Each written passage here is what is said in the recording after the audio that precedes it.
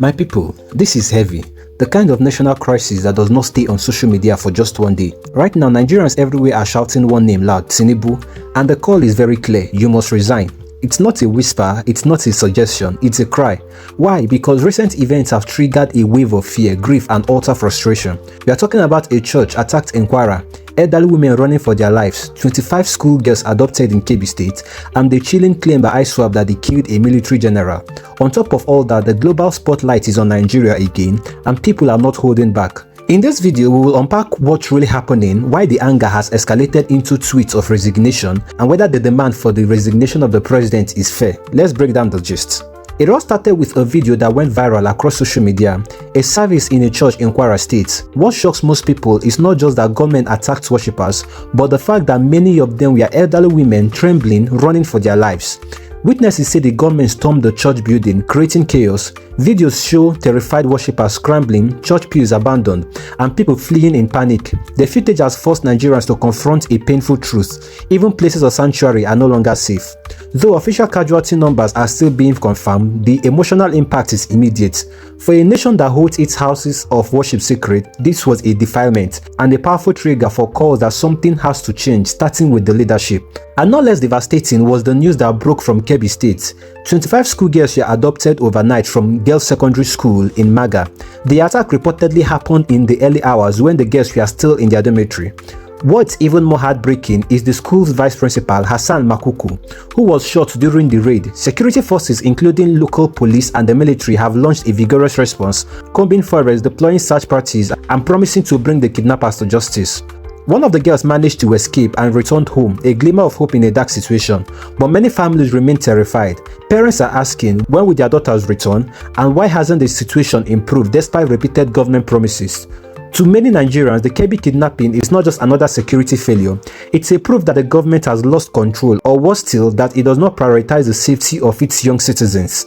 Then there is an increasing disturbing claim by ISWAP, the Islamic State's West Africa province. They claim to have ambushed troops in Bono, captured Brigadier General Mohammed Uba, and executed him after interrogation.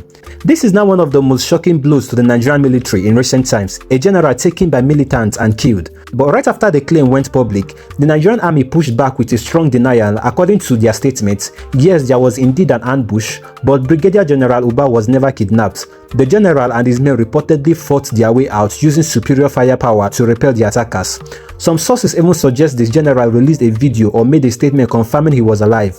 Meanwhile, the ISWAP continues to insist their version is true, and even published a video in that regard, accusing the Nigerian military of lying and attempting a cover-up. If the ISWAP is telling the truth, then the army's reputation takes a serious hit. If they are lying, then they are staging a propaganda coup. Now, Nigerian security mess has caught the attention of the world, and some high-profile voices are not staying silent. Nicki Minaj, the global superstar, made headlines when she spoke at the United Nations, highlighting the persecution of Christians in Nigeria. She pointed to violence in churches, attacks on religious minorities, and called for international leaders to stand up. Her intervention lit up social media and gave the anger a global amplifier.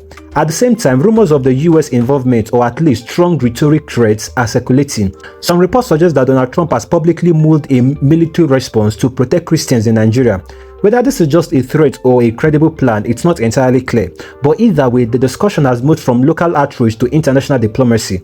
For many Nigerians, this is deeply symbolic. The world is watching, and the question now becomes not only why can't we protect our own, but what happens when the world steps in because we cannot. So where does Tinubu comes in? He is the person many are now holding accountable for this wave of insecurity. On X, the resignation demand has gained several momentum. The hashtag Tinubu must resign is trending. And the calls are not just everyday citizens. Mr. Macaroni, the comedian known for his satirical takes on Nigerian society, has publicly aligned with protesters demanding for Tinubu's resignation. Falz, the musician and activist, had also added his voice, calling out what he called as failed leadership. Activist groups and civil society organizations are raising the alarm. They argue that Tinubu as president must bear the weight of this crisis or step aside. To them, this is not just a partisan demand, it's a demand for dignity, for protection, and for accountability. People are saying, if our schools and churches are not safe, how can a president sleep in peace? In response to the kidnapping in Kebbi, the president announced that security agencies has been tasked to intensify rescue operations.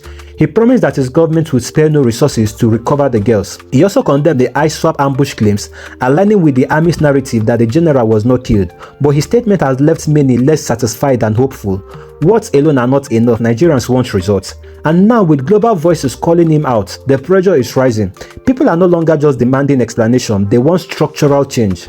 This is not just about a single tragedy, this is a tipping point, a moment where frustration, betrayal, and fear are joining into a potent political demand. Some of the deeper reasons driving this resignation call are failure of protection, broken trust, global embarrassment, and political accountability.